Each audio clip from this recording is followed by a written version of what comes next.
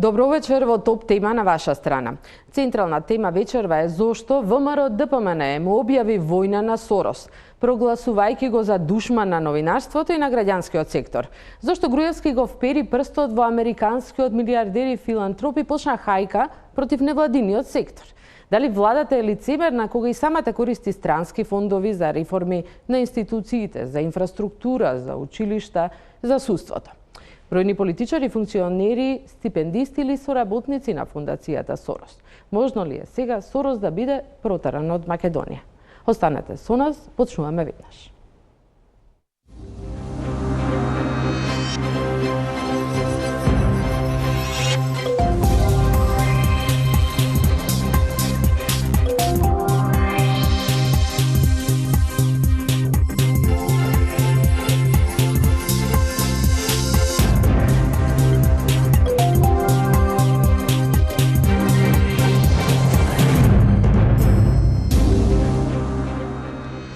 Сорос е елементарна непогода и срам за Македонија, почнува процесот на десороизација. Драматично соопшти ВМРО ДПМН, пошто не престанува серијата интервјуа во која пратеници и министри на партијата ги повторуваат зборовите на лидерот Груевски дека фондацијата Сорос има политичка агенда во Македонија и создале модерна армија од невладините организации. На оваа тема дебатираме со моите гости Фани Карамфилова-Пановска, извршен директор на фондацијата Отворено општество, Александар Кржаловски, извршен директор на Македонскиот центар за меѓународна соработка и Цветин Чилиманов, номинар. Добро вечер на сите. Да почнеме веднаш со вас, господјо Карамфилова. Зошто сметате дека ВМРО ДПМН е толку жестоко го посочи Сорос и фондацијата Отворено општество како непријател број 1? По секој избори владачката партија ВМРО ДПМН измислува или креира имагинарни непријатели во Македонија. Фондацијата Отворено општество Македонија овој пат по предвремените парламентарни избори на 11 декември 2017 изгледа дека беше избрана да биде најжестоко нападнатиот субјект во оваа држава, од причини што секој пат на некого кога не може да работи онака како што се планирани, потребно е да го вперите прстот кон некој што ќе биде плашилото, за да може да го одвлечете вниманието на јавноста, особено на сопствените поддржувачи, од тоа дека вие на последните избори практично не сте го доживеале посакуваниот успех. Дали претходно Сорос беше споменуван како непријател, да речем, на владата во изминатиот период, меѓутоа жестокиот напад и, да речем, една офанзива во која е вклучена и целата пропаганда машинерија на партијата почна токму сега, веднаш по изборите? Фондацијата Отворено општество Македонија е податак заедно со другите граѓански организации веќе подолго време во Македонија. Апсолутно, ова сега што се случува овој период е само едно добивање на интензитет и на јачина во тие напади, за да, ви реков, се одвлече вниманието од она што се погорливи теми во моментот. Фондацијата Отворено општество Македонија и граѓанските организации се со години наназад етикетирани и клеветани за сопствените наоди, кои што ги базираат на сериозни анализи и аргументи, и не се случило, за жал, никогаш досега да влеземе во еден сериозен диалог, во дебата со представниците на владачките структури, кој што од другата страна, од нивна страна, исто така ќе содржи аргументи каде што ќе може да ги спротивставиме нашите ставови. Господине Чилиманов, вие доста жестоко ги браните тезите на Груевски околу Сорос и овие напади.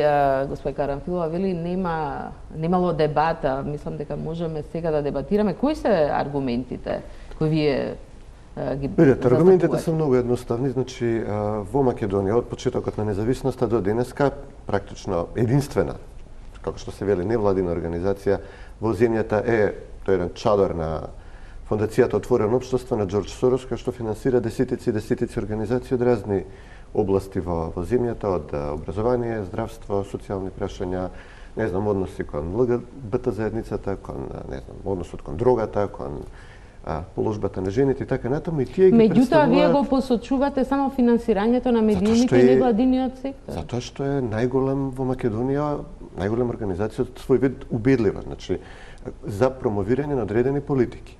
Тие политики потекнуваат од умот на еден човек кој што вие го нарековте филантропа, кој што всушност попрецизно може да се каже дека е берзански шпекулант, кој што своите пари ги заработува кладејќи се на тоа дали некоја држава ќе успее или не, дали во неа ќе има криза или ќе има стабилност, дали нејзината валута ќе оди горе или долу. Значи тој човек не заработува пари произведувајќи нешто, не нуди услуги или добра на пазарот, тој човек заработува од криза и нестабилност или од стабилност, како што му одговара во дадениот момент. Меѓутоа, фундацијата Сорос е во Македонија 25 години, ако не се лажам, од 92-та. Меѓутоа, прв пат е толку жестоко нападната и обвината. Точно е, значи тука пред мен имаме еден текст од 95-та година од Нью Йоркер. Значи не од некој, како што кажавте вие, режимски пропаганден за Македонија медиум. конкретно. Значи од 95-та година неделникот Нью Йоркер го има прецизирано ова прашање, го има идентификувано Сорос и неговите активности во Македонија и вели дека како организација која што не плаќа даноци во Соединетите држави, има повластен даночен статус, таа не би смеела да се ангажира во политичка активност. Сепак се вели дека како што правил во текот на целиот негов финансиски живот, Сорос агресивно влегува во сивата зона меѓу лично лобирање и работата на неговата фондација. Значи го меша влијанието на тоа што сака да го представат од таа фондација како хуманитарна филантропска активност и фаворизирање на политички страни и промовирање на политики. Значи ова не го велам јас, ова го вели The New Yorker, идентификувано во 95-та година и понатаму го цитираат. Новинарката вели дека доколку на изборите 94-та наместените избори председателски парламентарни Глигоров не победеше, вели дека Сорос ми кажа на новинарката дека самиот ќе дојдеше во Македонија да му помогне на Глигоров. Значи од 95-та година угледен американски вестник кој што во никоја гледна точка не може да се каже дека е десен или противник на Сорос, идентификувал дека човекот ги крши правилата на тоа што е хуманитарна активност, невладен сектор, што и да, како и да го замислувате тоа, и политичка активност, дека се движи меѓу сите тие полиња, дека се обидува да влие на политички исходи во некои држави, а потоа, како што видовме од објавените имејлови пораки од неговата организација, од неговиот клучен, би рекол, соработник во Вашингтон, Џон Подеста, за тие политички решенија кои што подоцна таа организација ќе помогне да се издействуваат, тоа дебело се профитира, дебело се наплаќа. Кога ќе дојдат вистинските луѓе на власт во одредени држави, ќе можат да издействуваат или политички решенија кои што се од полза за неговиот бизнис, или пак, не знам, да влијаат на политички исходи на берзите кои што се поволни за него. Во 2006-та дека дошла на власт партија која му одговарала на Џорџ Сорос? Не, значи, сакам да кажам дека не е успешен секогаш, очигледно во последен период е апсолутно неуспешен, гледајќи ги неговите декларирани цели и исходите кои што ги има и во Европа и во Соединетите Американски држави на изборите, но не значи дека престанува да се обидува, некогаш успешен, некогаш не. Некогаш добива, некогаш губи. Но да го представиме тоа дека е незаинтересирано, благородно, хуманитарно действување на светот.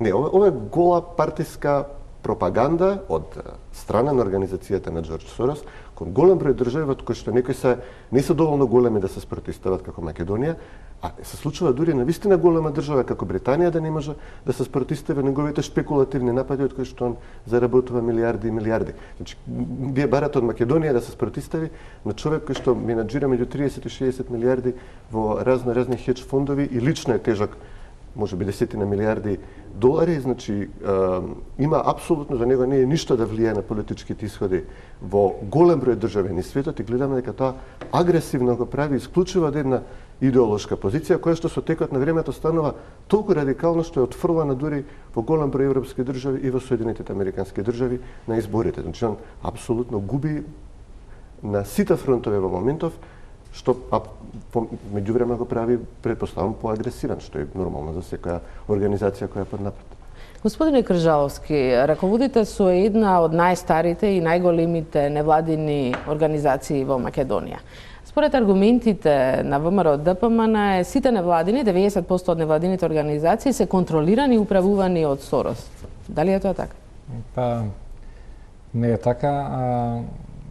Мислам дека треба да и мојата улога тука ја гледам не само оваа дебата, туку и на МЦМС генерално во објективизирање на дебатата на ова прашање кое еве сега се отвори за среќа или за несреќа, бидејќи ние прилично одамна работиме на да речем прашањето кое е основа за оваа дискусија, финансирањето на организациите од граѓанскиот сектор. И од 2007, значи кога постои практично владина стратегија за соработка со граѓанскиот сектор, не многу е направено и сега од една страна, како што викаат, во секое зло добро, како што се отвори дебата, иако не ми се допаѓа начинот, добро е што се отвори прашањето да видиме како стојат работите, бидејќи како треба реформа на особено државното финансирање за поддршка на граѓанскиот сектор. Да, се создаде една фама или се создава една фама околу Сорос, бидејќи освен текстот на Нью Йоркер, ако побарате за Џорџ Сорос, прво што излегува се многу теории на конспирација околу неговата улога и така натаму, и сето тоа се пренесува на целиот невладин сектор во Македонија. Тоа е некоја тенденција во моментот. Не би коментирал за него, додуше го имам сретното во живо, ама не сум имал можност да разговарам, па не би коментирал за него, и да се вакви аргументите, веројатно нема повеќе од 5 минути неделно да се занимава човекот со Македонија. Ама тоа не значи дека не треба да направиме бајаги доста, и како и владата, која и да е влада, и ние како сектор да се обезбеди поголема домашна поддршка, а не странска, бидејќи се уште доминантна е 70% од финансиите се од странски извори, ама не се само од Сорос фондацијата. Дури мислам дека меѓу 5 и 10% е финансирањето од Сорос фондацијата годишно на целиот граѓански сектор. Колку што е од прилика и државното финансирање, со некои 4,5 до 5 милиони евра е буџетското финансирање на граѓанските организации во Македонија. Сите други средства доаѓаат главно од други странски извори, и тоа од агенциите за развојна помош и на Соединетите американски држави, на Европската унија и по Да, истражувавме околу тоа и подосна ќе го погледнеме ова истражување.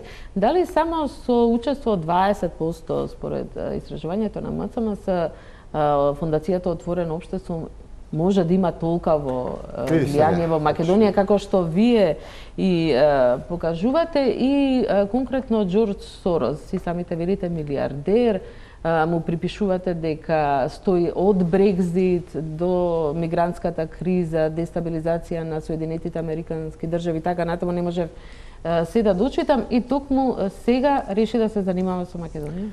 Сега не е тоа токму сега, значи таа организација дојде на тука од 92-3 година, значи текстот што го цитирам во кој што веќе се вели дека била крајно партиска организација од 95-та, значи пред 22 скоро години. На чија партија? Постојано употребувате партијата СДСМ се разбира, очигледно е дека него спомнав Глигоров, јасно е дека тоа е продолжение и екстензија на партијата СДСМ. Односно, веќе дури се постава прашањето дали СДСМ екстензија на Сорос или Сорос во Македонија екстензија на СДСМ. Значи, јас мислам дека се ова комплетно злоупотреба на тезите и односно опсетнатоста со теории на заговор. Тоа што вие го презентирате во изминативе 10 минути, внимателно ве слушам и навистина не можам да си поверувам. Фондацијата Отворено општество Македонија точно е дека е во Македонија создадена во 92 година, но една од првите работи што ги има направено Џорџ Сорос, овој кој што вие сакате така да го озлогласите, е првиот оној кој што на Македонија практично и даде кредит во времето кога ниедна финансиска институција не ценеше дека Македонија е солвентна и кредитоспособна држава во времето на ембаргото од Грција и нафтената криза. Државата сега според вас и да решава кој ќе биде на власт во Македонија. Ако мислите дека Џорџ Сорос и фондацијата во Македонија поседува државата, тоа значи дека сме ние многу јаки, како да ви кажам, наспрема милиардите во државниот буџет со кои што оперираат владачките структури. Тие милиарди не се за политички активности, вашите милиони се строго за политички. Видете, има еден проблем во недоразбирањето на терминот политика. Што значи тоа политика? Се она што е од интерес на граѓаните е политика. Кои граѓани? На граѓаните кои што живеат во оваа држава и генерално. Вие велите дека вие сте значи, вие ги мешате термините политика и партија, се извинувам. Тоа што од незнаење сакате да препишете дека фондацијата е некаков приврзок на некаква политичка партија во оваа држава, тоа е само заради тоа што умот на кој што функционираат структурите на ВМРО така изгледа. Колку пати да сега сте имале заеднички кампањи и протести со СДСМ? Се извинувам да се доискажам. Значи, веројатно заради тоа што функционирате на начин каде што некој постојано ви е маша или десна рака за да ги заврши работите, сметате дека една фондација која стои зад принципите на отворено општество, кои по дефиниција верувам знаете што значат. Значат борба со корупција, значат транспарентни и отчетни институции, значат почитување на човекови права, значат почитување на медиумски плурализам. Не апсолутно и во 90-тите години. Не апсолутно секогаш кога Македонија на пример имала проблем со плурализмот во медиумите, фондацијата ускокнувала. Значи цела инвестиција е дадена за А1 телевизија од $500 милиони. Дневник, денешниот печатен медиум Дневник е исто така сериозно помогнат во моментите кога во Македонија... Но ги дадовте на Геровски и на Фрчковски да говорат. Министерот за внатрешни работи на... Ве молам, не споменувајте... Значи, не разговараме сега за Чилиманов, не споменувајте луѓе кои не се во моментот тука присутни и кои не може да се... Сакам да кажам дека ние стоиме зад нашите вредности, делуваме така како што делуваме, без оглед која партија е на власт во Македонија и секаде во светот. А да ме прашам, колку пати до сега сте организирале заедно протести со од нашите принципи? Колку пати да сте направиле коалиции за граѓаните, доста, ајде, што излегуваат на протести координирани со СДСМ? Фондацијата имала сериозен ангажман околу корупцијските скандали своевремено во времето на владењето на Вало Вучковски. Имавме сериозни конференции и разговори на таа тема. Така што секогаш кога принципите на отвореното општество биле загрозени, ние сме биле тука да реагираме. И не само ние, главна улога на граѓанското општество е да ја следи одблиску работата на властите. Дали е тоа централна власт, дали е тоа локална власт, независно. И секој пат кога овие политики не се во интерес на граѓаните, обврска е на граѓанското општество да реагира. Ке се изјасните за криминалот во општина Струмица, некогаш ли Куманова или не? Нашите анализи и мониторингот на јавните најавки во општина Струмица ги лоцираат апсолутно таму каде што следиме децентрализација и локална самоуправа, секој од извештаите на граѓанските организации се наоѓаат наоди за општина Струмица и морам да кажам дека во 30 наблюдувани општини во Македонија Струмица беше на врвот долго време како најдобра општина согласно Чилиманов, па втора општина беше Илинден на пример. Кога сме кај протестите, не гледам што смешно. Заевки организирате протести. Значи не сакам да ги коментирам овие прашања бидејќи денешната дебата не е на таа тема. Сакам уште една работа да додадам дека заради присуството на фондацијата Отворено општество Македонија во Македонија овие неполни 25 години во државната каса со која што управувале разни власти во овие 24 години се слеале над $20 милиони. Значи, присуството на фондацијата не е точно тоа што го кажувате дека не плаќаат данок. Фондацијата придонеси, данок плаќате. Значи, плаќаме сите можни давачки што може да ги замислите, дури повеќе и од она што плаќа бизнис секторот. За пензиско и здравствено не плаќате. Како не плаќаме кога сме редовно вработени?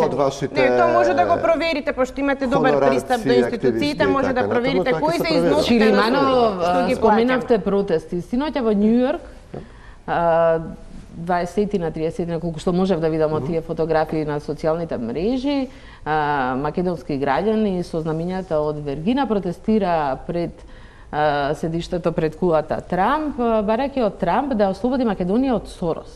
И колку што видовме, луѓето успеа да не запалат ништо и да не се судрат со полицијата и да не повредат ниту еден полицајец, што инака е стандардна пракса на фондацијата Сорос кога организира протести во Македонија, подметнување пожари во државни институции и повредување десетици полицајци. Ова се сериозни обвинувања, за овие обвинувања може да поведеме и судска постапка. Ќе ми биде драго. Значи, ова отвори на друга тема се некако што каже. Тие македонци кои што протестираа вчера, тие се македонски етнички, нели, по потекло македонци, тие се американски државјани.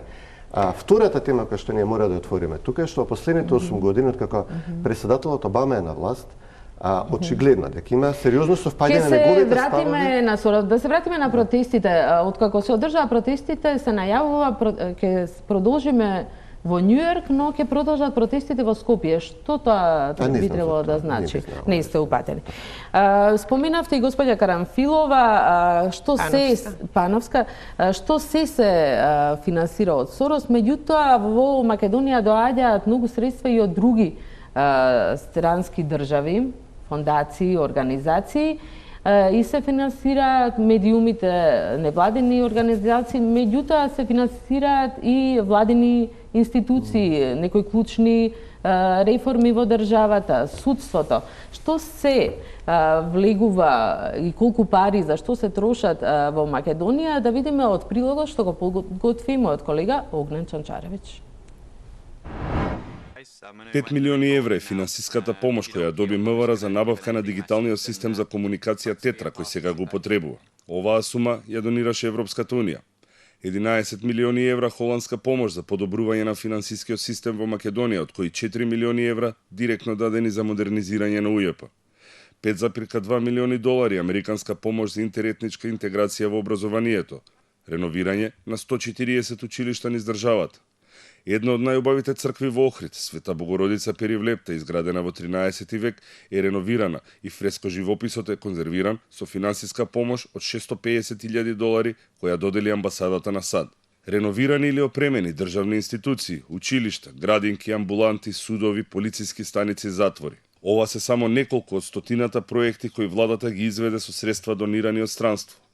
Владење на правото, развој на демократијата, реформи во правосудниот систем, обука на државни службеници, развој на економијата и земјоделието. Ова се најчестите сектори каде се доделува финансиската помош и донациите од странство. Најголеми донатори се Европската унија, USAID, Швајцарија, Британија, Германија и Холандија. Невладиниот граѓански сектор е застапен во донациите, но во многу помал дел и со многу помали суми. Владеачката ВМРО ДПМНЕ ја наметна сликата дека странската помош која завршува во НВО секторот се користи за да се стави крај на нивното 10-годишно владење.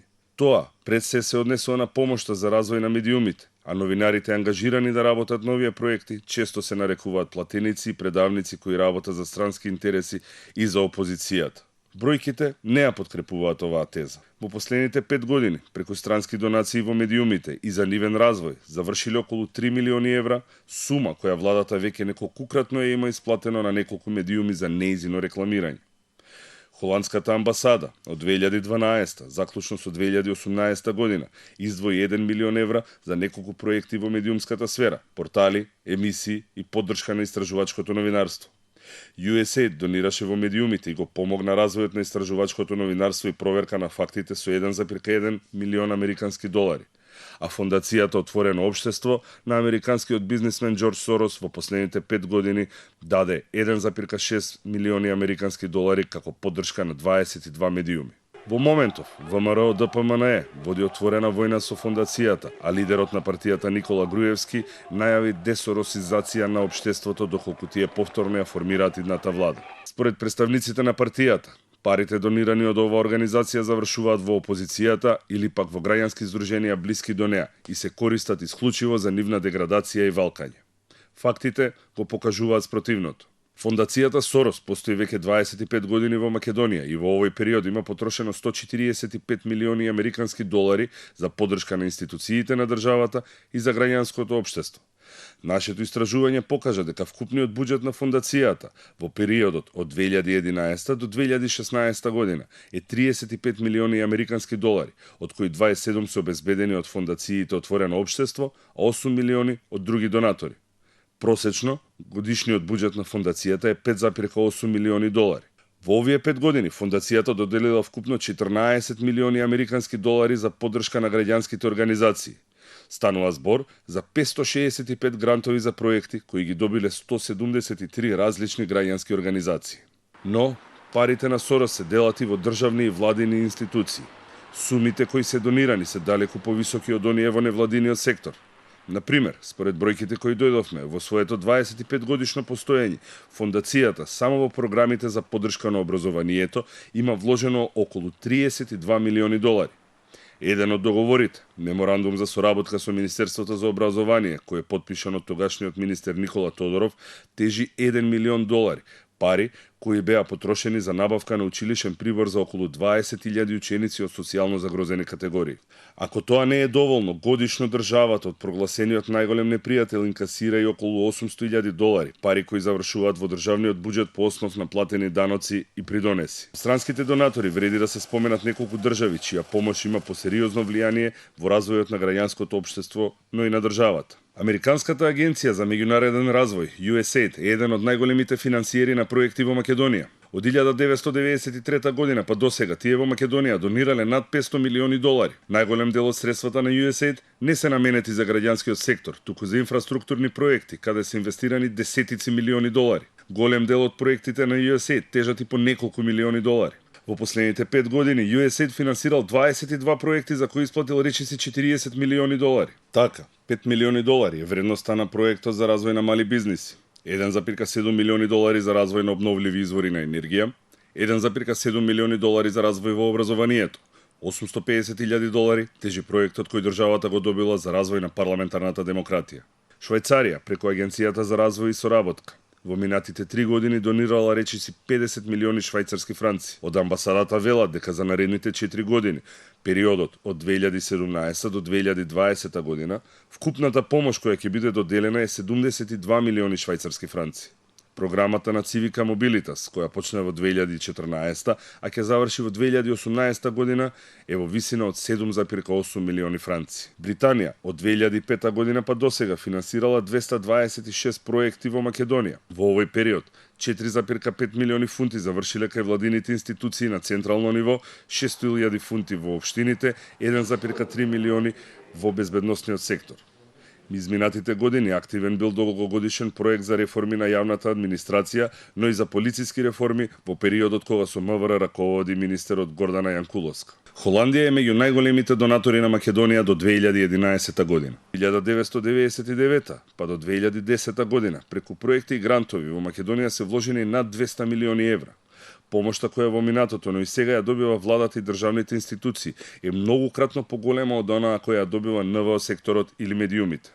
Сепак, најмногу средства пристигаат од Европската Унија преку програмата за предпристапна помош, позната како ИПА.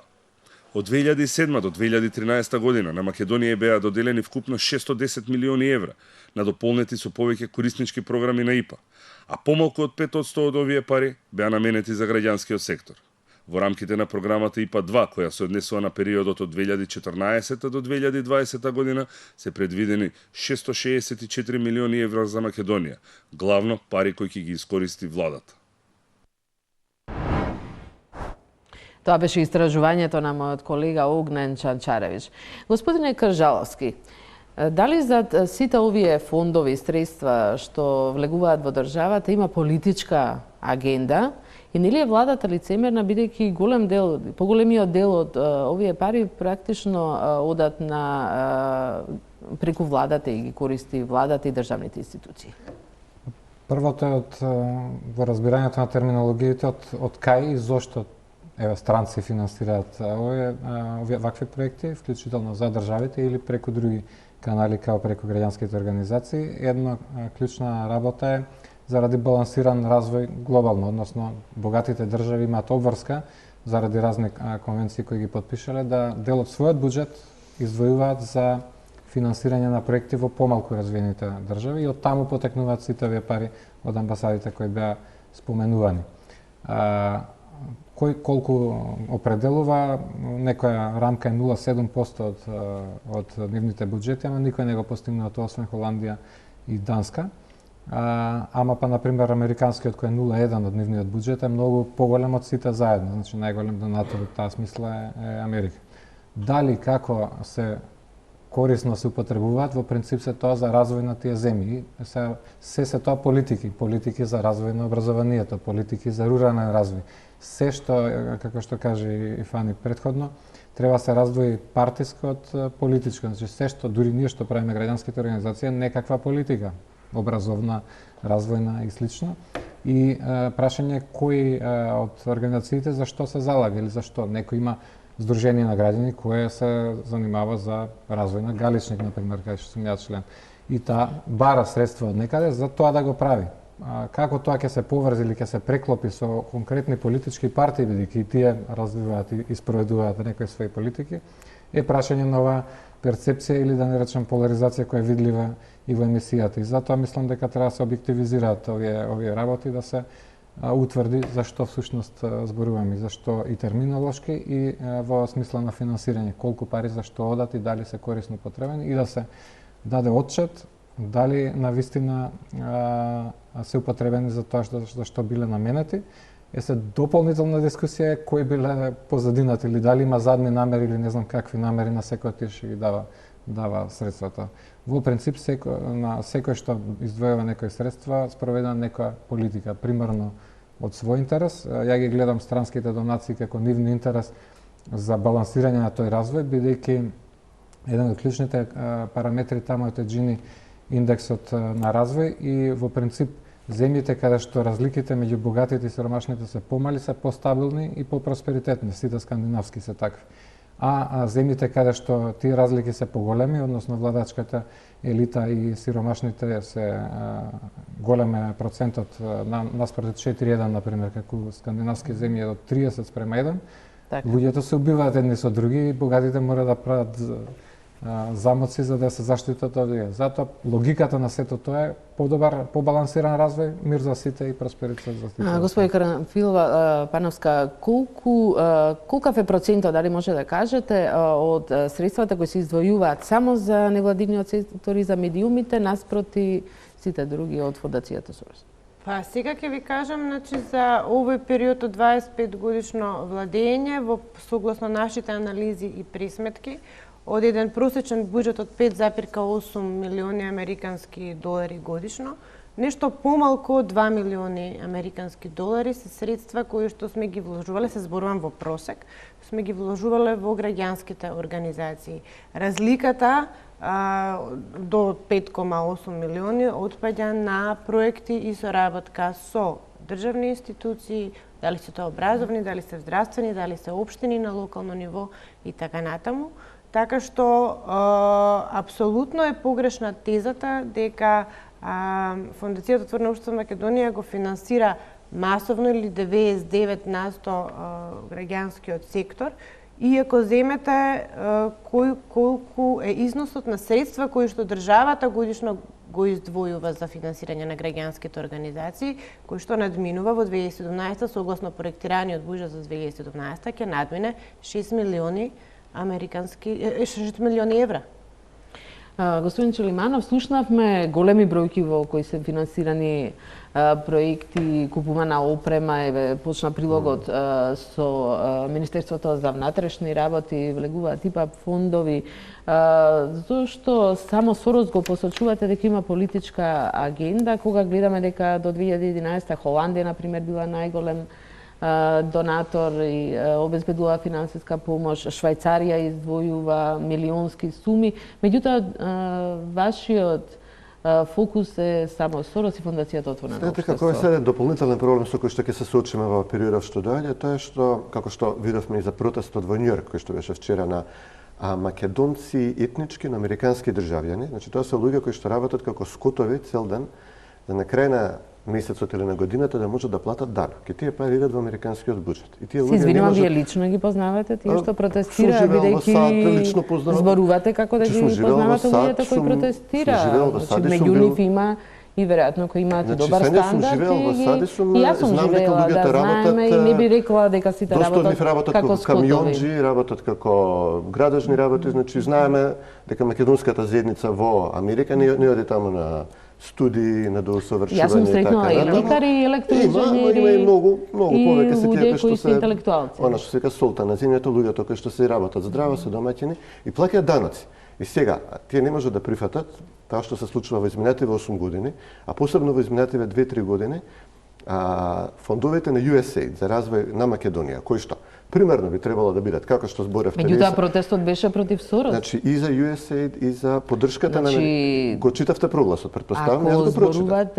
Јас го прочитав прогласот, во него се бара. Да, меѓутоа не ми одговарате на прашањето. Точно одговарам, значи USAID организацијата за развој на меѓународен развој на американската влада се политизира и се вепонизира во изминатиот период. Се користи како политичко оружје во голем број држави за помош на лево ориентирани организации, а за напад на сите конзервативно ориентирани Меѓутоа, влади. проектите што ги споменавме беа финансирани и беа спроведени во соработка со владата. Владата што 10 години ја предводи ВМРО ДПМН.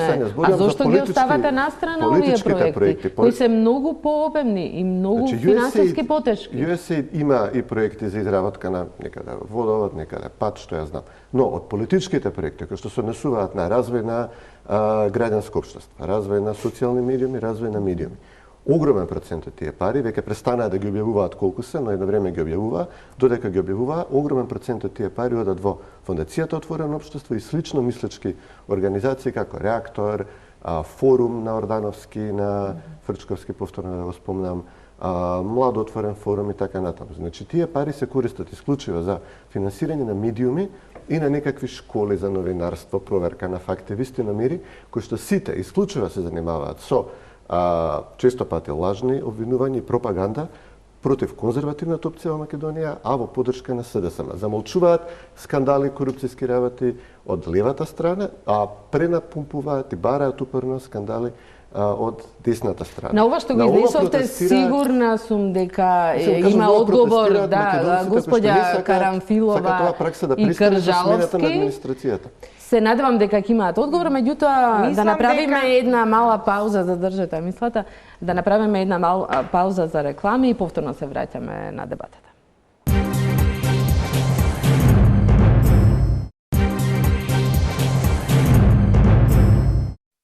Гледате топ тема на ваша страна. Беа изнесени пред малку тези од господин Чилиманов и повторно акцентот става на финансирањето на медиумите и невладиниот сектор, претежно од Фондацијата Отворено општество. Господја Карамфилова, што би одговорила на сево? Па имам чувство како господинот Чилиманов да подзаборава дека во оваа држава повеќе од 10 години влада една иста коалиција, односно влада е пред се повеќе од 10 години партијата ВМРО ДПМН. И секогаш кога на власт толку долго ќе се задржи било која политичка партија и особено кога начинот на кој што ќе управува ќе отстапи од стандардите на транспарентно, отчетно и така натаму владење, граѓанските организации собираат снага и застануваат зад, како што реков, интересите на граѓаните и се противставуваат на таквите политики.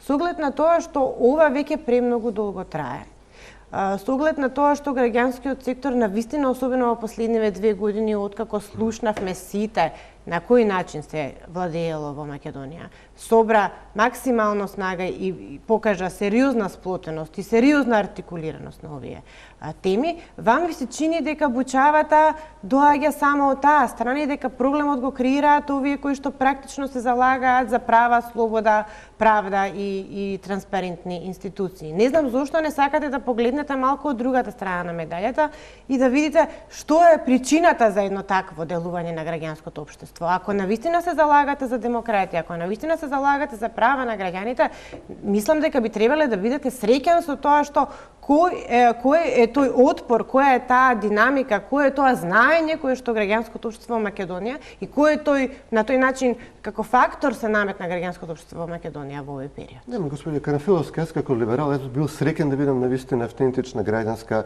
не платена од надвор, посебно не платена од некој странски брезански шпекулант, граѓанска организација. Ма ви имате организација која што до вчера буквално водеше човек кој што исто така видовме документи објавени, Владимир Милчин, дека бил соработник на полицијата во комунистичко време, дека учествувал во апсење на еден од најпознатите, најтрагичните дисиденти во Република Македонија, човек кој што молам да не разговараме за Владимир Милчин и за монтираниот процес за лустрација Коновичок. Еве молам ако може да не разговараме за луѓе кои што не се присутни овде. Затоа што тоа беше се плашите од таа? Значи не се плашам, навистина ми се чувствувам непријатно да разговарам за некој кој што Чилиманов, темата на и не е тоа тема. На ова дебата се обвинувањата за демократија и за слобода, комплетно монтиран лустрацијски процес. Документи достапни од архивата во кои што пишу отида во полиција, му кажа господина Чилиманов, тука ќе ве прекинам, мислам дека ова воопшто не е тема на дискусијата и мислам дека господинот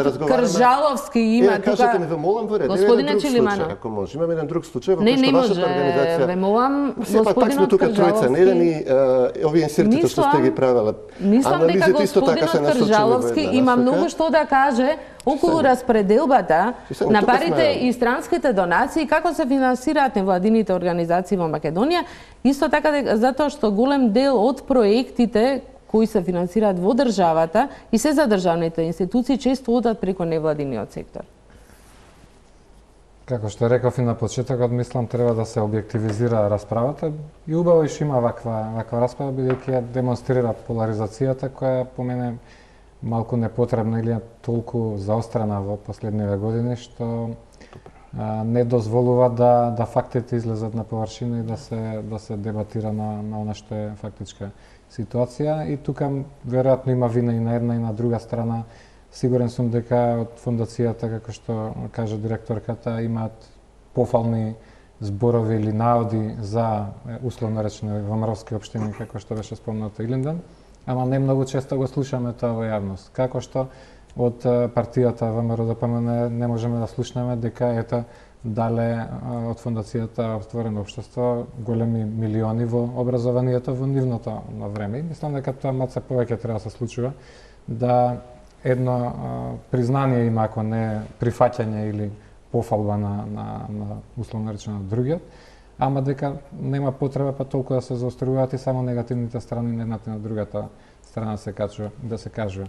Оно што го можеме од некоја неутрална гледна точка или од оно што го велам објективизирање е дека финансирањето на граѓанскиот сектор е некаде 80-90 милиони евра годишно за сите заедно кои се околу 4.500 организации во Македонија кои добиваат некакви средства и тука точно е дека најголеми приходи како што слушнавме пријавила фондацијата Отворено општество со меѓу 5 и 6 милиони годишно, колку па што е отприлика и државното финансирање. Значи барабар се средствата од буџетот и она од Сорос и едните и другите. Нашите пари не се сите за невладини организации. Да, тоа башка.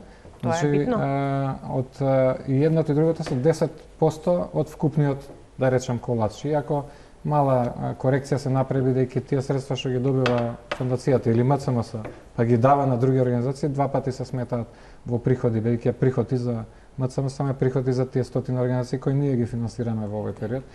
И реално тоа е некаде меѓу 50 и 60 милиони евра и пак се сведуваме дека е меѓу 5 и 10% и од фондацијата Сорос и од државата финансирањето.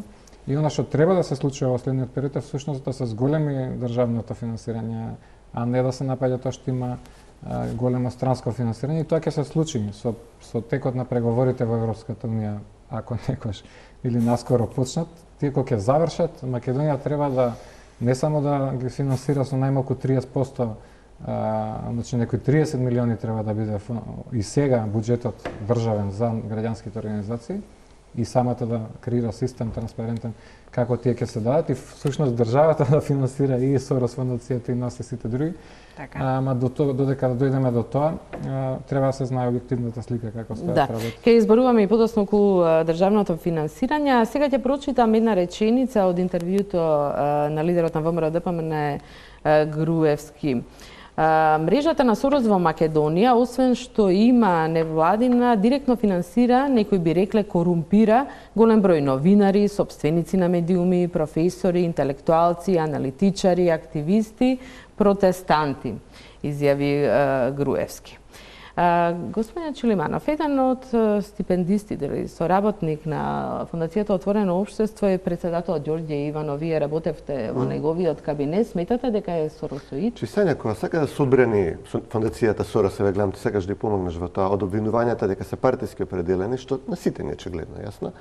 Секогаш ќе најде, се обидува да најде некој човек кој што го стипендирал во овие 25 години, колку рековме активност во Македонија, претпоставам дека илјадници луѓе поминале низ организацијата и успева да каже двајца луѓе. Успева да каже председателот Иванов и Илија Димовски. Значи 20 и кусур години, 100 и кусур милиони долари потрошени директно на промовирање политики, промовирање кадри кои што потоа ќе промовираат одредени политики, ви имате двајца кои што завршиле на другата страна, кои што веројатно немале, да речеме, не можеле да трпат, претпоставам, злоупотребата на се позасилената злоупотреба на вашата организација. Грешна е вашата теза дека сме поддржувале некого и тие преминале на другата страна. Тука во основа фундаментално грешите, ме сваќате? Еве кажете трет човек, ги навредувате, ги навредите, ги навредувате. Трет човек кажете ми, од толку луѓе, стотици луѓе. Со оваа теза ги навредувате сите овие луѓе. Погрешна вие ќе ви кажам тезата дека некого сме поддржували тој преминал на другата страна. Можам утре да наведувам луѓе кои што сте ги стипендирали што работат за левата страна. Имаме актуелен министер за труд и социјална политика Ибрахим Ибраими кој што бил бивши вработен во фондацијата, ма за бивши вработен, не сакам да кажам дека инвестицијата во квалитетни кадри во државата. Вие се обидувате да покажете трет човек кој што во ВМРО а да речеме вие сте ги школували, не сакаме да се расфрламе со имињата затоа што тоа личи на листи за отстрел. Само сакаме да докажеме на тој начин дека навистина сме инвестирале во луѓе кои што во моментот се на важни раководни функции за време на власт. Господине Чилиманов, не ми одговоривте сепак на прашањата, повеќе сакате да обвинувате па дури и мене. Не, кога докажува мојата теза двајца луѓе, нема трет човек. Во кабинетот нели на Ѓорѓе Иванов тогаш не ви пречеше, тоа или немате никаква забелешка конкретно како кандидат, председателот Иванов како кандидат силно се заложи за лустрација. Фондацијата Сорос за да ги сокрие работите што нивниот прв човек Млучен ги правил во минатото, три пати мислам го споруваше. Три пати го споруваше период може да се однесува, не може да се однесува лустрацијата на период во плурализам. Се извинувам. А во плурализамот не се прислушкувало и не се злоупотребувало. Не ја зборуваме за лустрација на еден период кога е едноумие во прашање. Еве се прислушкува и во плурализам. Сега треба лустрација да прави. Целиот процес на лустрацијата гледаме деновиве како завршува. Тоа е суштината на оваа организација. Меѓутоа, тоа не е темата на оваа емисија, а бидејќи спомнувавме стипендисти и соработници, мојот колега Мирко Трајановски направи фактограф кој се бил соработник, стипендист на фондацијата Сорос во изминатите 25 години. Предлагам да го видиме фактографот на Мирко Трајановски.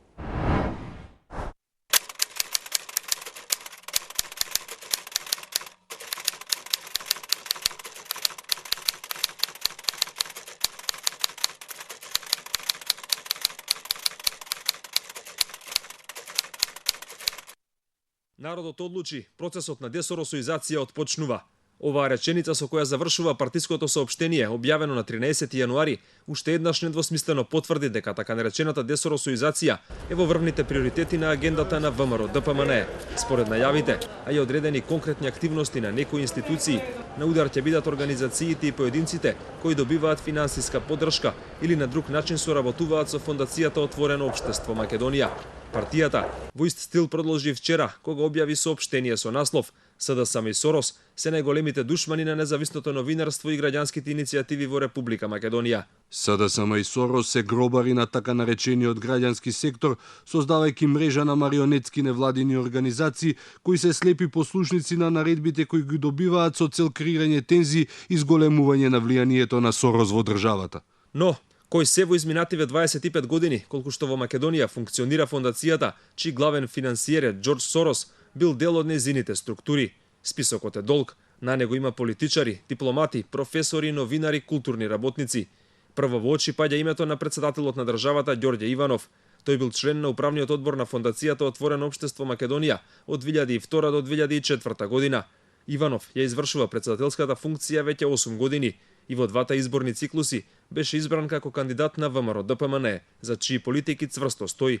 За целиот овој период најголема врева во јавноста предизвика неговата одлука за аболиција на 56 лица поврзани со аферата прислушување, која предизвика масовни улични протести, во кои настрада неговата канцеларија во центарот на Скопје.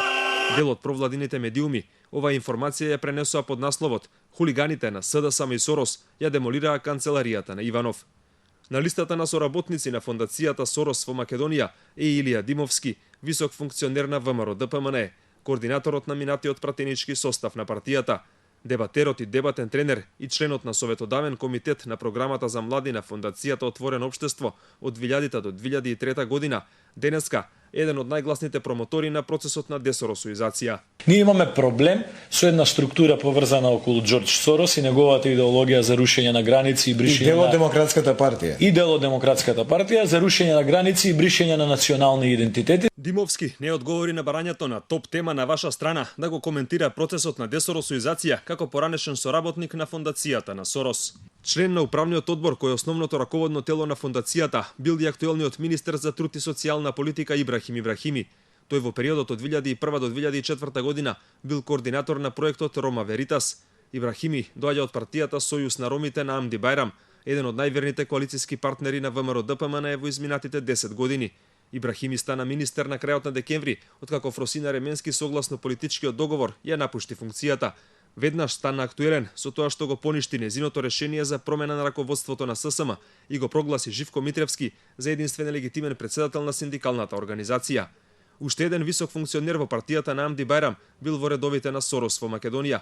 Станува збор за Реџеп Али Чупи, кој бил член на управниот одбор, вработен и стипендист на Отворено општество Македонија. Али Чупи во моментов е директор на управата за развој и унапредување на образованието на јазиците на припадниците на заедниците. И дел од високите функционери на ДУИ имаат конекции со фондацијата на Џорџ Сорос во Македонија. Градоначалничката на Тетово, Теута Арифи, била член на управниот одбор. Поранешниот вице-премиер за евроинтеграција Фатмир Бесими пак од фондацијата користел стипендија за докторски студии во Обединетото кралство. СДСМ пред неколку месеци објави дека еднократна стипендија од Отворено општество Македонија користел и Антонио Милошовски. Милошовски на последните избори ја предводеше кандидатската листа на ВМРО ДПМН во 5-та изборна единица и беше еден од говорниците на протестите пред ДИК, од каде Груевски ја најави десоросоизацијата. Исто така, не беше достапен да даде коментар за топ тема на ваша страна, но вчера за плановите на ВМРО ДПМН говореше во интервју за Канал 5. Ќе почнеме многу поотворено да ги соопштуваме фактите кои што можеби некој ги забележал, не ги забележал или не ги знае, а тоа е дека Сорос има политичка агенда во Република Македонија. Придобивки од действувањето на фондацијата на Сорос во Македонија има Ликочанскиот градоначалник од редовите на ВМРО ДПМН Радко Димитровски. Тој во 1994 година добил грант од $728,000 за да ја отвори втората ротопечатница во државата, Европа 92. Денеска е еден од најмотните луѓе во печатарскиот бизнис во Македонија. Член на највисокиот управен орган на Отворено општество бил и Паско Кузман, човекот кој беше нарекуван неформален креатор на антиквизацијата во Македонија. Поранешниот директор на управата за заштита на културното наследство важеше за близок соработник на Груевски се до јули 2013 кога беше уапсен како дел од случајот Фаланга 2. Беше осуден на 3 години затвор за злоупотреба на службената положба.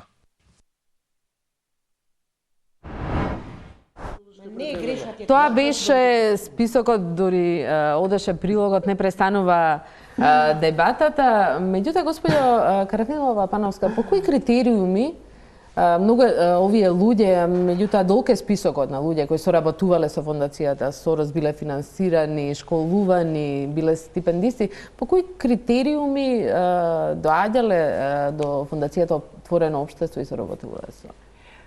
Значи, во Македонија досега од онолку што можевме да преброиме, фондацијата Отворено општество Македонија изините програми за образование и за поддршка на граѓаните генерално, над 700 луѓе го комплетирале своето високо образование надвор од Македонија на реномирани странски универзитети со помош на стипендиите кои што ги нуделе нашите програми за стипендирање. Уште најмалку толку луѓе со наша поддршка биле надвор на различни студиски престои да научат нешто повеќе. Зборувам во рамки само на програмите за образование, настрана од разноразните други програми за размени што сме ги имале по други основи.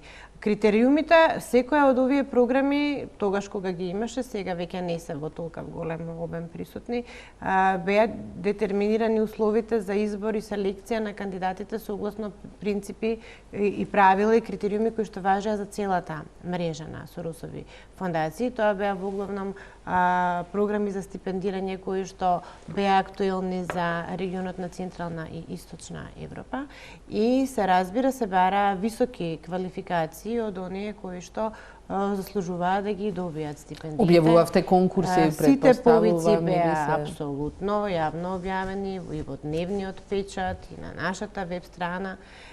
Процесот беше многу ригорозен, имаше огромен интерес, конкуренцијата беше многу голема и оние кои што ги добиваа овие стипендии навистина беа привилегирани. Вие да добиете една стипендија кофинансирана од Сорос и од британската влада за да завршите постдипломски студии на Кембридж, например, беше навистина привилегија во Македонија и раритет, бидејќи немаше во периодот кога беа присутни стипендиите на отворено општество во Македонија, скоро и да немаше друга странска помош, не зборувам за државни средства, со кои што се подмагаат талентираните луѓе да одат и да научат нешто надвор од државата. Чулиманов, и други држави финансираат и стипендираат и невладини организации, многу европски држави, самата Европска унија и од своите фондови. Меѓутоа, вие пак прстот го вперувате во Сорос, видовме меѓу тие луѓе се некои, еве како председател, но можам да речам и ваш пријател и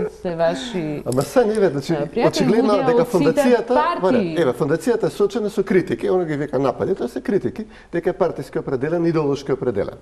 Мене не ми е проблем да кажам дека имам конзервативни погледи во животот. Не знам зашто е било толку страшно. Не се проблем вредностите. Зашто инсистирате се криете, затоа имаше Господи Карамфилова, нека се критериуми, отворени критериуми, луѓето не се онака, без никаква критика. Значи, зашто е проблем да се каже дека се лево ориентирани? Ако добро ве број, вие кажавте 700 плюс 700 луѓе школувани, тоа е 1400, од нив еве очајно имате потреба да посочите некој што завршил во ВМРО, избројавме двајца, па еве сега и за господинот Кузман разговараме да речеме тројца успеавме да изброиме од 1400 луѓе. Тоа апсолутно потврдува мојата теза дека оваа, ја може дудра да редам луѓе, десетици кои што се политички активни на промовирање на ставови на партијата СДСМ. Или нези како директни кадри, или преку оваа лажна невладина организација. А што правиме со луѓето што се од СДСМ? Вие не сте невладина организација. Ние сме фондација, ние не сме NGO. Значи имате проблем со термините. Морам да интервенирам. Фондацијата Отворено општество Македонија е регистрирана согласно Законот за фондации и здруженија на граѓани. Ние сме фондација која што има свој основач. Основачот се вика Џорџ Сорос. Ја ќе ве молам да престанете, барем во мое присуство, на јавен простор да ме навредувате со тоа што велите дека сме фейк NGO. Втора работа. Овие 1400 луѓе кои што биле наши стипендисти, ние апсолутно немавме никаква намера да вршиме оперативна обработка и да ги наоѓаме каде луѓето во која партија членуваат во Македонија. Ако земеме и да се ангажираме тоа да го направиме, сигурно ќе ги лоцираме кој од овие 1400 во кој од политичките партии е члена кој воопшто е член и кој јас зборуваме дека сакаме да издвоиме некои ликови кои што согласно актуелниот политички контекст значат нешто за пошироката јавност во Македонија. Во меѓувреме некои од тие луѓе и ги менуваа партиите и не се само политичари и функционери, тука има има и професори, има и писатели. Така е проблемот тука. Имате вие ситуација во која што господинот Сорос од текот на годините, можеби во почеток е бил малку поумерен, но станува се порадикален. Дали вие сега како организација ги прифаќате неговите ставови, кои што буквално се сведуваат на тоа дека САД и Европа не треба да имаат граници, дека границите треба да бидат отворени. Се обидувате да кажете, апсолутно се согласувате дека ние треба да отвориме границата утре за кој дојде, кој помине. За сите оние кои што бомби нека пукнат во Париз, нема проблем да отвориме границата, за тоа сте за, така? Јас се согласувам со тоа дека на луѓе кои што се погодени во кризни подрачја од војни. Заради нашата историја меѓу другото како Македонија. И наши граѓани кои што имале биле ставени во позиција да бегаат од своите родни огништа и некој им пружил помош.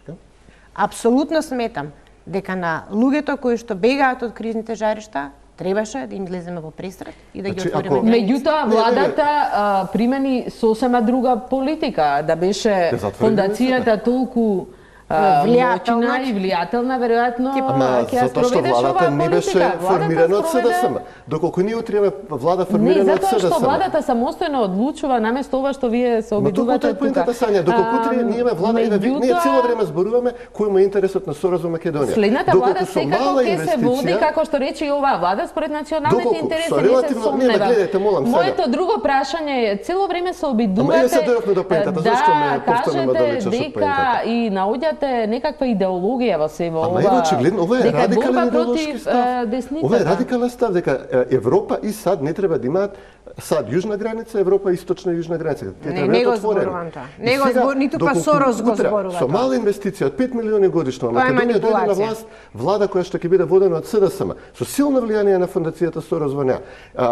Тие може да отворат границата. Тоа гледаме дека му е фикс идеја на човекот. Гледаме дека од некој интервју Ма ви се молам, немојте да манипулирате со нешто што сите го знаете. Со границата го завршивме, Ние господине. гледаме дека доаѓаат европски политичари тука и прашуваат што се случува и со голема загриженост следат што вие правите тука и прашуваат што се случува. Вие сте Господине Кржаловски, за Европа, затоа што се водите од еден навистина веќе остарен човек, мултимилиардер кој што во своите интервјуа веќе вели дека има поистоветува со Господ, вели дека никогаш во животот не уживал како кога. Господине Чилиманов, мислам дека треба да дадеме простор и на останатите да учествуваат во дебатата. Господине Кржаловски, дали според ова што го слушам и од господинот Чилиманов, десницата де факто секогаш се бори против невладиниот сектор? И дека е тоа десничарско убедување? Напротив, дури кога се расправаше ова за стипендисти и слично, например, кај нас најголеми инвестиции, условно речено, направија германските фондации, кои се Конрад Аденауер и Фридрих Еберт, кои се идеолошки, дефинитивно, се поврзани со партиите. Не се сремат, зашто вие се сремат? Конрад Ма не сме Аденауер таква со фондација. ЦДУ на Меркел, а Фридрих Еберт со социјалдемократите. Значи, прилично јасно, и таму е јасно дека е тоа така. И двете се финансирани од владата, без оглед кој е на власт. И тие направија, условно речено, релативно големи инвестиции во обуки на партиите, на представници на партиите во Македонија, и тоа е во ред, особено кога се знае, кога е јасно идентификувано. Дури, значи, не е проблем да има идеолошка идентификација на одредени граѓански организации или на едната или на другата страна. Она што е улога главна на секторот е сепак, и тоа треба да е јасно, ако се профилираат политички или идеолошки, ако е тоа блиско, не е ништо страшно да се каже дека сме ние блиски до оваа идеологија или партија дури, ама да е јасно и транспарентно. И тоа не би требало да е пречка, као што мислам дека и во времето на ВМРО се донесе закон, не знам дали се спроведува, за финансирање на токму такви институти на политичките партии, односно да се формираат и да, исто како Конрад Аденауер и Фридрих Еберт, бидат финансирани од буџетот на Република Македонија. И тоа не треба да биде проблем во јавниот живот во Македонија. Ако може само да се додадам дека нашата идеологија е филозофијата на отворено општество. А отворено општество подразбира, верувам сите знаете, и сега дали тие принципи на отвореното општество во еден период ќе се поклопат со политиките на одредена политичка опција на власт или со таа што е во опозиција, тоа е заради тоа што нашите принципи и вредности се јасни. И апсолутно, навистина, сакам да ја демаскираме оваа фама дека фондациите Отворено општество се повеќе поблиску согласно својата идеологија, ако збориме за поддршка маргинализираните групи, ЛГБТ популација, затоа што изричито стоиме, во тој дел сме поблиску на лево ориентираните партии. Но верувам дека секоја влада, без разлика дали е десно или лево ориентирана, треба да има транспарентни отчетни институции, треба да се грижи за човековите права на сите граѓани во својата држава, треба да ја дели правдата подеднакво, таа да не биде селективна и треба да се залага за слобода на говорот и на медиумите. Владата и досега соработуваше со невладиниот сектор, подготви и своја стратегија и самата учествува во финансирање на невладиниот сектор. Мојот колега Александар Манасиев истражуваше кои невладини организации најмногу и како ги финансира владата. Предлагам да го видиме и овој прилог.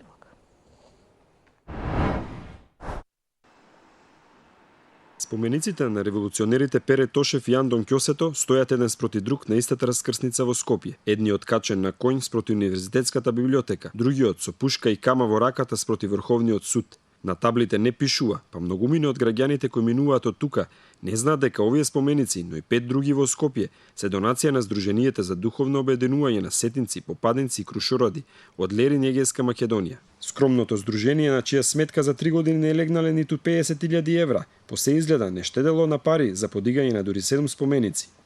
За ниту еден од нив не се открива колку чини, оди се донација. Ако се споредат со слични споменици кои ги финансираше владата, а од кои најефтините се по 150.000 евра, прашањето е дали здружението чиј претседател е Ташко Јованов дало безмалку 1 милион евра за нив. Од каде ова здружение ги обезбедило парите засега е тајна.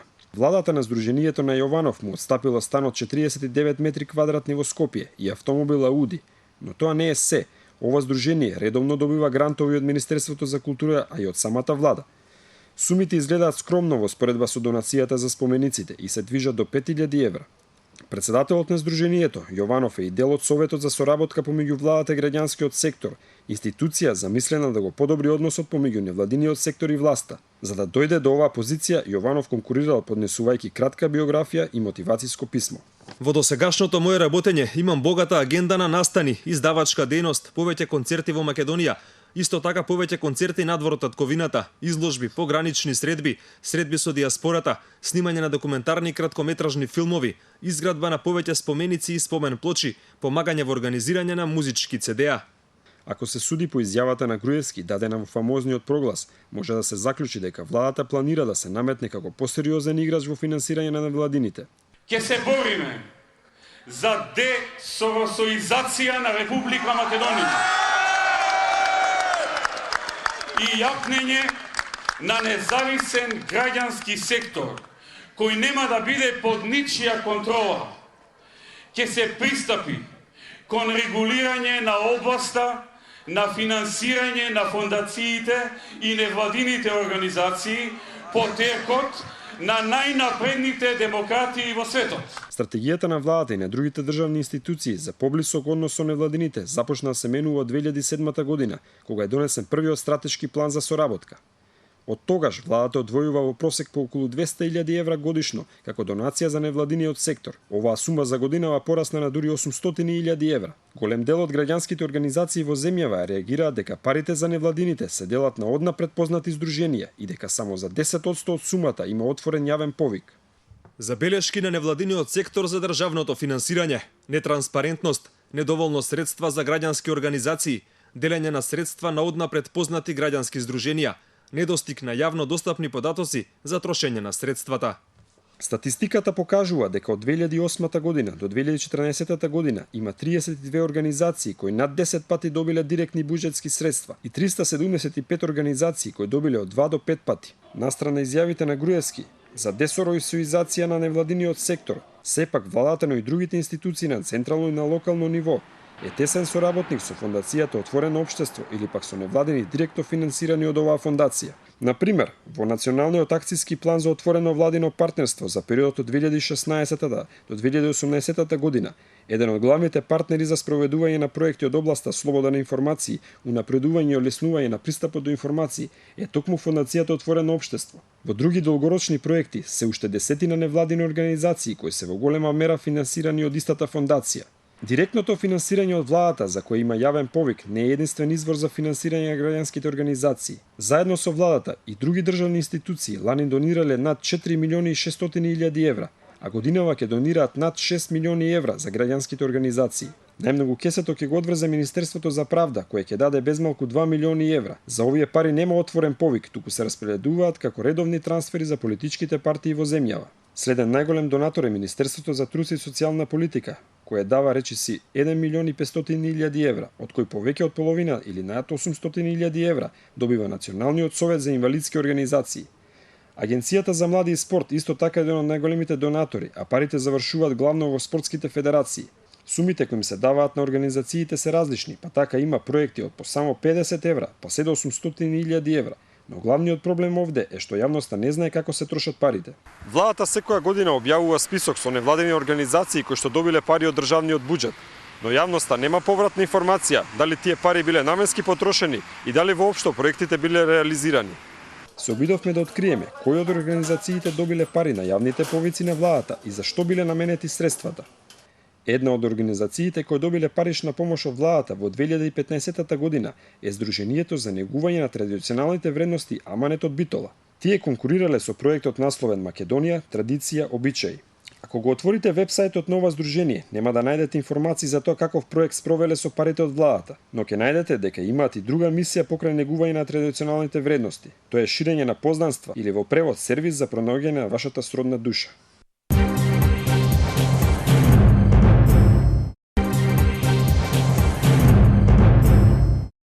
Од прилогот на Манасиев слушнавме навистина големи бројки кои ги дава и самата влада на невладините организации, меѓутоа она што недостасува увид како тие се трошат. Господине Кржаловски, вие имавте едно истражување околу владиното финансирање на невладиниот сектор и има една уврска владата да соработува со невладиниот сектор, меѓутоа со формирање на еден совет покажа со граѓанскиот сектор покажа како тоа ќе го спроведува.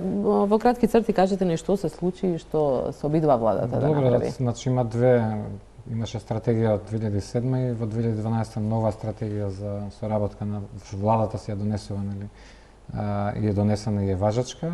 Ние правиме следење до каде е спроведувањето и на некои елементи има напредок, меѓутоа на овие точно за ова што зборуваме државното финансирање скоро никаков напредок нема и ја гледам емисијава како можност за влијание на владините политики за промена. Така ја гледам иницијативата до души од самата партија ако успее да состави влада и мислам дека тука треба да се смени бајаги, односно прво се зголеми тој фонд од некои 5 на најмалку 30 милиони евра годишно, веројатно градуално како ќе се прави тоа. Второ, да има транспарентна постапка, да е јасно сите повици да се на едно место, да се знае кога, кои средства како се делат, да учествуваат самите организации кои се релевантни во финансирањето на тие политики за кои ќе се објавуваат, да има комисија која ќе го прави тоа транспарентно, односно ќе нема однапред како што беше во прилогот секојаш исти организации да добиваат, туку ќе се биде конкурс јавен на кој ќе има отворен за сите граѓански организации и на крај на што беше потенцирано да биде отчетно кога веќе ќе се дадат средствата да се знае дали се употребиле за она што биле наменети. И вашиот коментар околу советот кој го формираше без учество на граѓанскиот сектор за граѓаните. Не е формиран и се надевам дека е тоа и заради нашата интервенција кога се започна тој процес, односно по 2-годишен застој во консултациите, некако наеднаш се објави таа одлука во неделно време и да бидеме консултирани и се објави повик и помина цел повик и се пријавија некои други организации надвор од овие што сметавме дека не е соодветно да има мнозинство владините представници, да нивното ниво не биде на ниво на раководни лица во министерствата, за да има некаков ефект од тој совет и времето во кое се донесе и гледаме дека има застој, односно веројатно додека се формира новата влада нема да се донесе конечната одлука дали ќе е тоа составот или сепак ќе се чуе и нашиот глас да сепак се ревидира таа одлука и се помине процесот на уште еднаш на кандидирање. Чулиманов, ги слушнавте забелешките на невладиниот сектор и што не е направено. Од друга страна, ВМРО ДПМН најавува нов вид на контрола на невладиниот сектор, ако се сеќавам Груевски рече по пример на други демократски земји. Што тоа би подразбирало? Ставање под контрола или? Видете, во моментов јас мислам дека најважно е да го констатираме проблемот. А за решението ќе се разговара понатаму. Јас мислам дека во моментот јасно е дека проблемот во Македонија е тоа што имаме една невладина организација која што буквално доминира и го контролира секторот. Меѓутоа бе изнесени аргументи колку кој дел вие упорно се држите на вашата бројка. Тоа се води од навистина исчашените ставови на еден човек во Нью Йорк, кој што, како што помина времето, станува се порадикален. Ева станува веќе безбедносно прашање. Организација која што има контролна улога врз толку медиуми, врз толку коментатори кои што действуваат секојдневно во јавното мислење, која што си има исповрзано со амбасади во Македонија кои што исто така имаат свое влијание, а која што застапува радикални ставови, како што е отворање на границите неконтролирано на Европа, не само на Македонија, че веќе континентално прашање со кое што се соочуваме. Или не знам, која што застапува насилни протести против полицијата по угледот на емисијата. Каква нова контрола врз невладиниот сектор? Не, ние мора да разговараме за ова. Ние мора да разговараме, да го лоцираме проблемот кој што очигледно господјата Карнафиловска не сака да го признае. Ким треба веројатно некој време да го признае. Како можам да признам дека вие овдека на оваа емисија заговарате дека Џорџ Сорос е безбедносно прашање во Македонија. Апсолутно. Тоа е сериозна клевета, сериозна клевета за која што и самите знам дека не верувате во истото, него ќе кажам, ви треба некој параван зад кој што ќе сокриете собствената Кажете во Париз и во Брисел и некапацитетност. Не, но тоа не, мислам, навистина е тоа сериозно обвинување за кое што немате апсолутно никакви аргументи. Ни одминува времето, Карамфиловска, дали досега постоеше контрола на работењето на Фондацијата Сорос и другите невладини организации? Потребна ли е уште поголема Фондацијата Отворено општество Македонија работи отворено и транспарентно и за се она што го спроведува и што го спроведувала има повеќе од потребното, условно кажано, на нашата веб страница. Никогаш досега во овие изминати 24 години не сме се судриле со институциите на државата.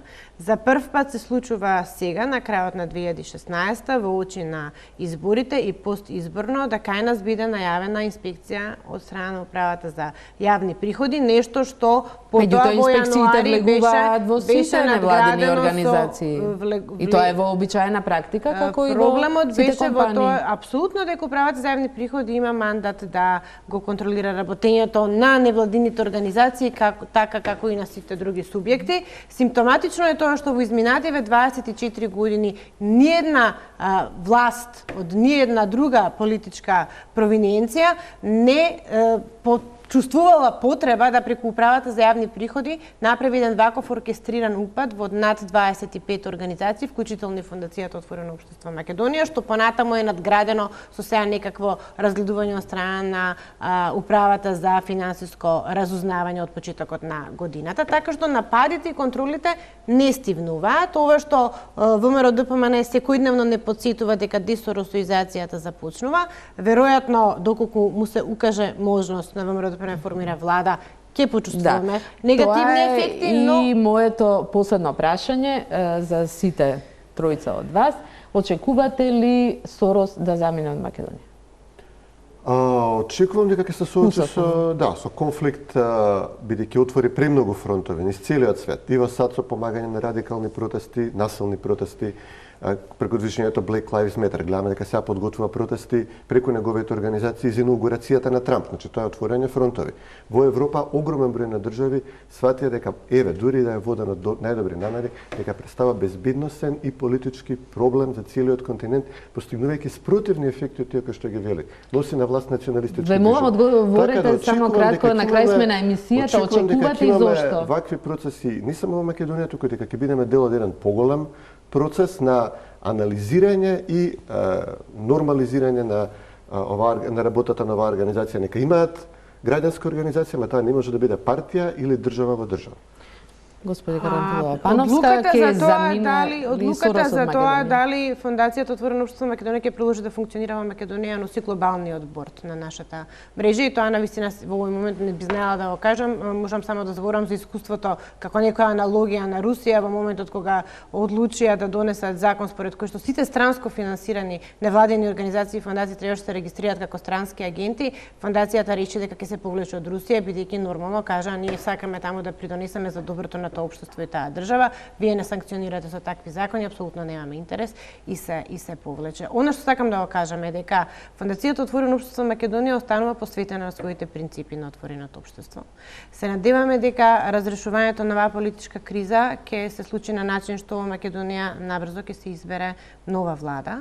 И сакам во тој контекст да порачам дека со сите наши средства за поддршка на граѓанското општество остануваме посветени на поддршка на оној дел од граѓанското општество кој што ќе успее на компетентен и артикулиран начин да следи сериозно и да упорно ги потсетува властите за начинот на кој што треба да го подобрат сопственото владење. Така што било која идна влада во Македонија мислам дека треба да стрепи од она што сега како моќ се собра на страна на граѓанското движење, на граѓанското општество и тоа ќе биде еден сериозен коректив на политиките на било која следна владина коалиција. Кржаловски?